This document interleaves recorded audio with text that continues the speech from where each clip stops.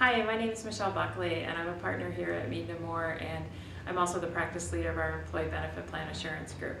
Most recently, at the end of January, the Department of Labor issued new fee regulations, which puts a lot more information out to the public and also to the plan sponsor. So today we're going to talk a little bit about that.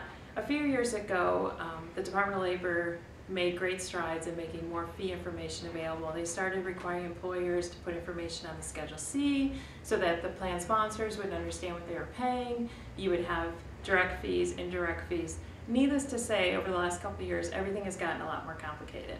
So every year you must file a 5500, which has a Schedule C, which will outline the various expenses that are paid by the plans. Sometimes you hear something called ERISA, which is the Employers' Retirement Income Security Act of 1974. Well, ERISA is really the governing body that covers plan sponsors. So the plan fiduciaries have a responsibility to always act prudently and follow certain requirements of ERISA. So with all these new fee disclosures out there, the Department of Labor is trying to make information more available again and also make sure that the fees that are being paid are reasonable. So if you have a 401k plan, a defined benefit plan, an ESOP, a profit sharing plan, most likely these new rules are going to apply to you.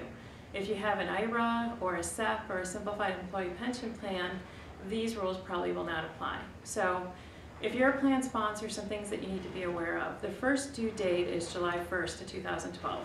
That's when all the vendor agreements need to be in place that clearly define what fees are being paid, and they also need to understand whether or not they're reasonable. So if you're a plan sponsor, the first thing you want to do is make sure that you've got those agreements in place and that everything appears to be documented appropriately.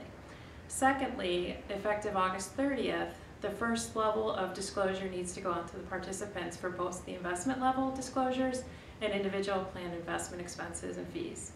The last thing that's due is November 14th. 45 days after the third quarter of 2012, every participant in a qualified plan that falls under these regulations needs to get a participant statement that lists out the fees that are paid from their account. So needless to say, a lot of participants may start wondering why these fees are being paid. So as a plan sponsor, every year you should be looking at those fees and trying to determine if they're reasonable or not. You can look to an outside advisor to help you. You could do a benchmarking analysis, but the important thing here is that on an annual basis you should be looking at them. If you have further questions, check on our website, www.meadenmoore.com, or feel free to give us a call and we can explain it further. Thanks!